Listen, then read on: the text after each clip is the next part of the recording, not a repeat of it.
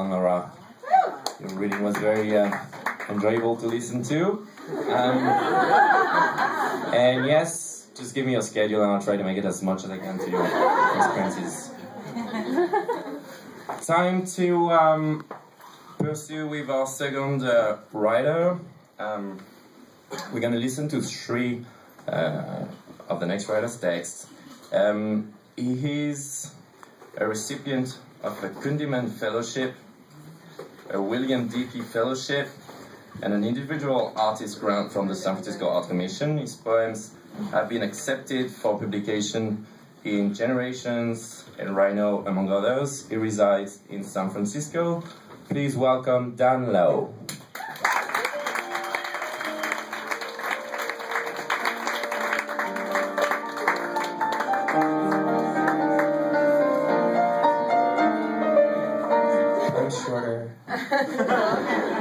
That's awesome to be played on the stage.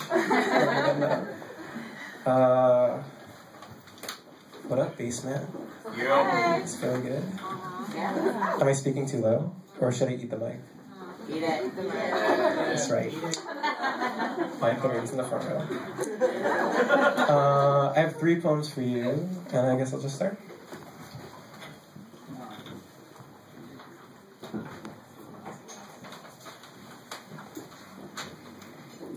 Games. I'll be the cop and you be the robber. You be the fawn and I'll be the huntsman. I'll be the lava and you be the geologist. I'm mama bird, you stay in the nest. What matters but you play the honky and I'll be your step and fetch it. Maybe tomorrow you can be king. And so to every cup, a saucer. To each cup, some coffee. To bitterness, the remedy of sugar. Stay in bed while I fix the breakfast. When I prune the roses, you make a cake. Like this, we go back and forth, switching, examining each other, saying, open your mouth and say ah. Give me the rope and let me tie you to the rail. Hiding my treasures in a palace of blankets, waiting for your violation and laying still until all the veils are lifted and there are no more mysteries to uncover.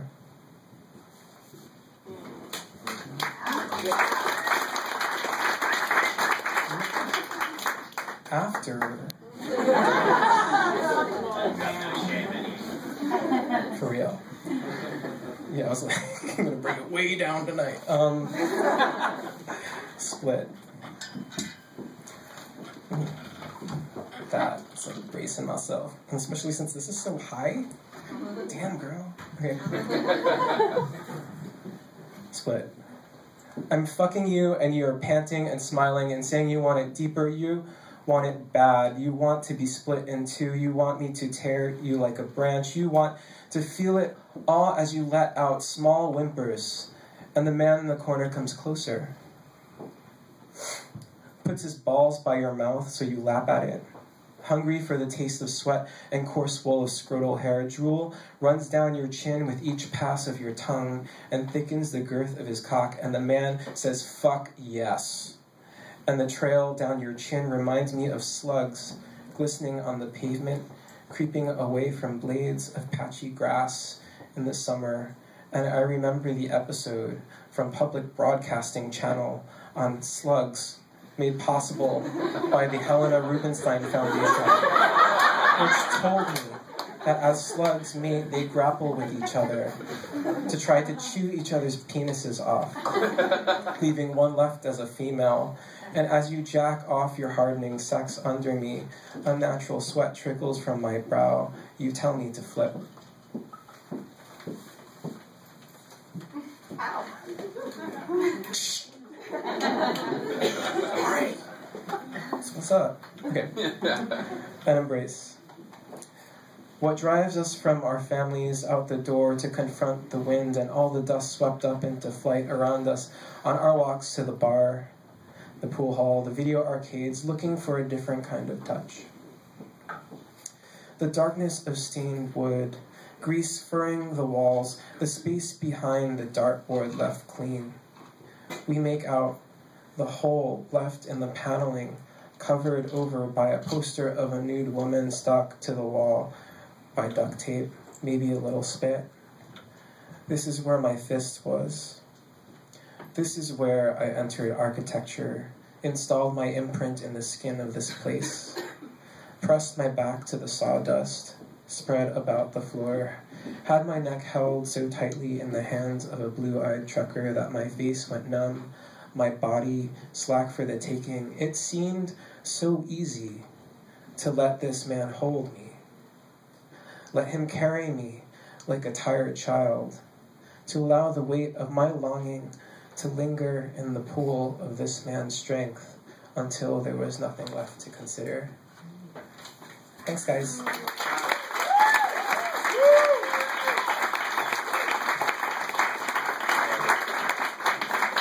Give it up for Danlo.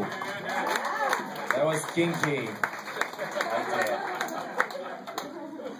By the way, if you guys feel thirsty, feel free to go and see James in the back, your lovely bartender.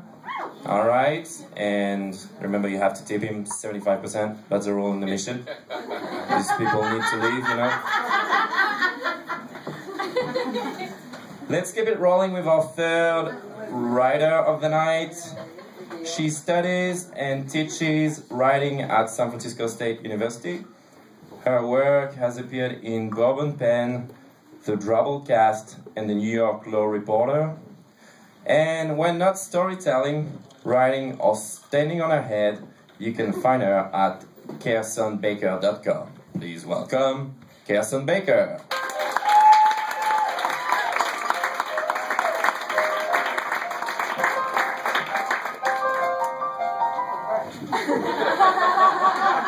Thank you for not playing memory. I was so scared you would. Oh, the next one. Thank you for having me. Oh, you are so beautiful. You know what? I want to see you. Could you please just stand up for me, please? Please, just stand up. Just stand up. There's room to stand up. Stand up. You're going to hurt somebody, but stand up. Stand up. Oh my gosh. So much. So much. Do me a favor. Could you just reach your arms up without taking down the lamps on top? Reach up. Just stretch up. Yes. Gorgeous. Oh, yes. Beautiful. Now bring your arms all the way back down. Oh, yes. You're so good at this. All right, now take this. Try this. Take your shoulders. Bring them up and around and drop them. Yeah. Let's try that again. Shoulders up and around and drop them. Oh, my gosh. Okay, here's the advanced option because you're so good at this. I want you to lift up your shoulders and your cares and your woes. Lift them up. Bring them back. Let go. Oh, that's so much better. Thank you. Sit down. I got a story for you. I do. I got a story. Thank you for not being too tall. This is perfect. All right. The story is called The Power. I have never been beautiful. At least not beyond those moments that we all get before a certain age, in a certain light, leaning up against a certain type of car. But I do have this, a consolation prize, a talent, a gift. I have the power. The first time I discovered the power, I was 12. I was in church, one of 30 girls in navy skirts, and Father A was conducting the Mass. Father A was pale and vaguely pleasant, like a communion wafer. He wore white, left no scent, and smiled chastely, lips closed. I remember a marble Virgin Mary that had gone smaller and smaller every year, and I remember a beam of light that entered through the window to shine on her tiny marble lap. I was watching dust motes dip and float in that light like tiny seeds, and that's when it happened. First there was silence, then gasps. Father A was standing in front of the altar. "I'll say it again," he said, his voice filling the aisles and bulging against the stained glass. "One of you is trying to seduce me."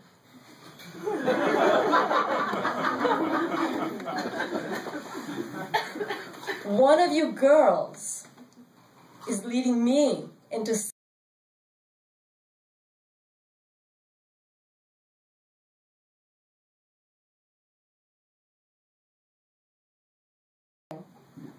He made a slow sign of the cross against me. Balding temple to silk-covered groin. Left nipple to right. Wet lips moving in prayer. Me. My heart beat against my ribcage. I had seduced the priest. I had stopped the miracle. 2,000 years of salvation, and then comes me to end it. I shielded my eyes, not daring to look at the thing in front of the priest that must now be uncomfortably half Christ and half cracker. In my mind, the little virgin exploded, machine gunning me with immaculate marble. In my mind, the gates of hell flew open, and the devil himself came out to carry me down. In my mind, the devil couldn't carry me because I was already a pillar of salt, and in the very next whisper, only a little pile. Sodium chloride. A condiment. But later that night, finding myself still alive and the gates of hell unopened, a new sense of wonder took me. Imagine that, I whispered down to my double A's. I think we have the power. They looked up at me, optimistically treading water in the vastness of my first push-up bra, as if to say, "You think?" That's how they talk, right? "Yes," I said. "I think we're going places." 10 years later, after I had been to places, it happened again. I was a new lawyer, still reciting in my head the Constitution I was sworn to uphold, as if without my constant attention, it might fall and shatter, and so much for the rule of law. The judge called a break. His clerk ran up to me outside the courtroom. The clerk looked like an extra-large egg, on which someone had painted a pair of glasses and a suit. "His Honor," he said through his nose, "His Honor has asked me to ask you if you could try to be less, he wobbled. If you could be less, he doddered, less sultry," he said, finding his wobbling stride, "as it is interfering with the administration of justice." Sultry? I asked the mirror on the wall of the ladies' bathroom. It gave me bag. Baggy eyes, baggy pants, baggy ass. "Oh my," I said. "It's the power." So I left, holding up the Constitution, only to realize that other women were using it too. This horrible power. Construction cranes halted, cars honked, necks were spinning, tongues were waggling, mouths were whistling, potholes were sinking. "Go home," I wanted to scream. "Go home. This has to stop, especially you." Go home. To set the example, I went home first. Now I'm on an airplane. Now that I'm old, I worry less about the power. Otherwise, having already destroyed salvation and justice, I'd be worried about gravity. At any moment, the steward would come running down the aisle, salted peanuts floating around his head, and screaming, "Ma'am, ma'am, the way you're sitting here in front of your food tray with your reading glasses on, how do you expect the pilot to land this plane?" I am sitting between two men. The one to my left is working, the one to my right is playing a game, and so I begin to think of them as Logos and Ludos, reason and play. Logos has offered to help with my bag, and therefore both of them feel entitled to my armrests. Logos smells of gin, Ludos of licorice. Both are bald and white and equipped with computers. And this is when I have the wonderful idea.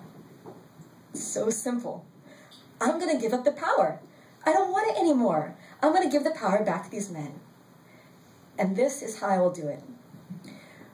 When the plane reaches cruising altitude, When we're suspended between the clouds, that's when I'll strike. I'll lean over to Logos and I'll whisper, "You, sir, I think you're trying to seduce me." He will take off his headphones and smile at me, groggy from the gin. "I'm sorry," he will say. I'll say, "It's very clear. Your white socks with the gray toes. The sauce stain on your shirt, the way you sit there. You are trying to seduce me." "Now wait just a minute," Ludos on my right will interject. "What are you saying?" "You too," I will say, shutting him up. "I think it's a wraparound inflatable neck pillow with imitation suede exterior. It's so sultry. You must have known. How dare you? Now I can't concentrate. Now there will never be a great American novel." And because I am suspended in the air between these men, the words will work a spell. The spell will reverse everything. The workman, the judge, the priest, marble chips rushing back together, a pile of salt crystallizing into the shape of a girl. She will watch the glimmer of dust motes in a beam of light and follow them out the narrow window to the green meadows outside. The plane will reverse. The men will have the power too, and the first thing we'll do now that we're all equal is laugh ourselves to tears. Then Logos will ask for help on a spreadsheet. I, Reason Impersonator, will solve it. He will simper his thanks and tell me wistfully that math is hard. Ludos, drowsy, will put his head on my shoulder. "You make me feel so safe," he will say. Logos will signal the steward for a round of drinks, which I, provider, will buy, and no one will be seduced, and the plane won't crash. And the threat diffused, we will consider how to enjoy one another in this short, sweet flight. Thank you.